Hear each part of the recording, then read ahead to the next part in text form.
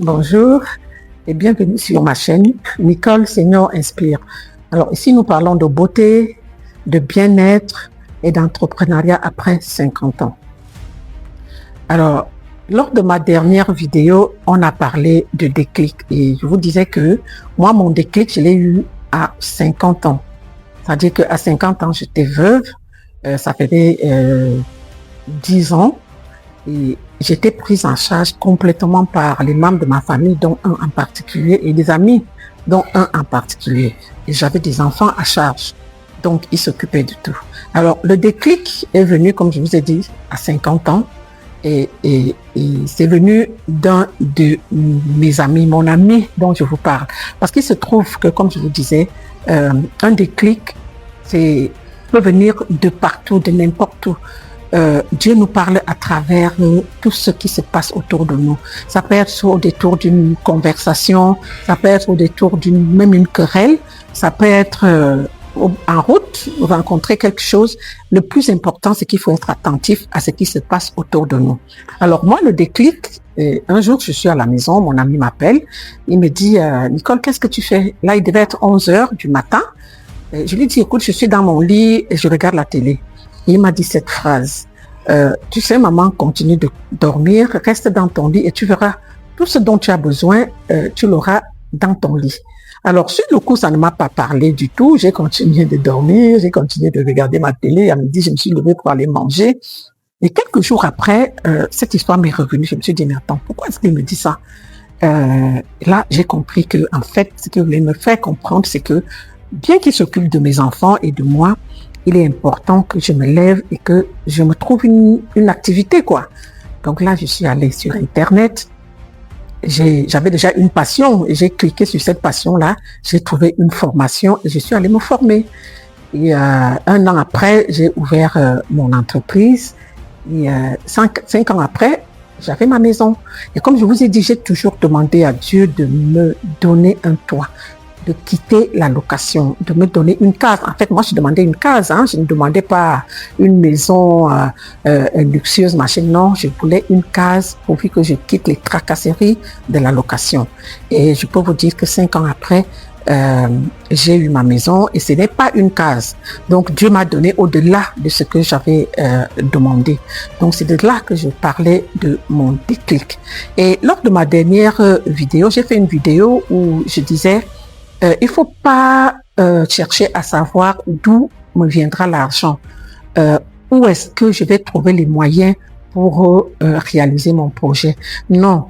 Et j'ai pris cet exemple de Bob Proctor, qui est un de mes mentors, parce que comme je vous ai dit, pendant les 5 années là, je me suis beaucoup informée, j'ai beaucoup appris sur Internet. J'ai eu des mentors, certains j'en ai rencontrés physiquement, et d'autres ça s'est passé uniquement sur Internet. Alors, l'un d'eux, Bob Proctor, que je vous invite à suivre sur Internet, pour bien illustrer cela, a mis en avant l'histoire selon laquelle John Kennedy, alors président des États-Unis, avait demandé à Von Braun ce qu'il fallait faire pour qu'il construise une fusée qui amènerait des gens à la Lune et les ramènerait intacts. Celui-ci lui a répondu la volonté de le faire. Et ils l'ont fait. Et après cette vidéo, un jeune m'a écrit pour me demander, donc madame, vous voulez dire que il suffit d'avoir les projets et ça se réalise comme sur un claquement de main? Mais non.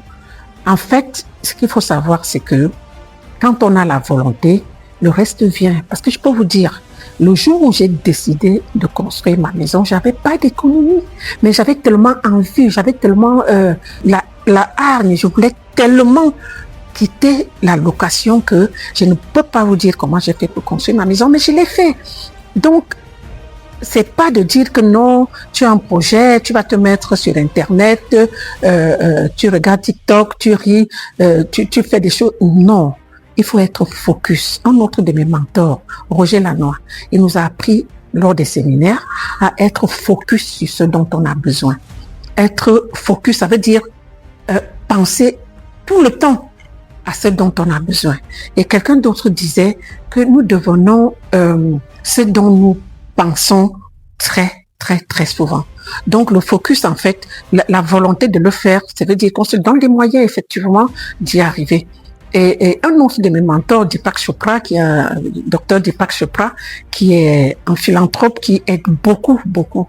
Un jour, ils avaient un programme gigantesque sur venir en aide dans des pays africains. Il fallait construire des hôpitaux, des écoles. Le projet était tellement, il fallait beaucoup d'argent. Un de ses collaborateurs lui a demandé où est-ce que nous viendra cet argent. Il lui a dit de là où il se trouve. Vous voyez, c'est des choses qui, quand on réussit à les comprendre, on comprend que le plus important, c'est pas de dire d'où me viendra l'argent. Parce que l'avantage aussi, c'est que il n'y a pas un argent stocké quelque part. C'est-à-dire que si aujourd'hui je suis milliardaire, l'autre est milliardaire, le troisième n'aura rien. Non. L'argent n'a pas de limite. L'argent, c'est Dieu ne nous a pas créés pour que nous souffrions. Il suffit de vous lever, de demander à Dieu d'être focus et on y arrive toujours. Donc, aujourd'hui, nous avons donc parlé de volonté, du déclic et je ne terminerai pas sans vous parler de l'envie de le faire. Il faut avoir l'envie à 1000%.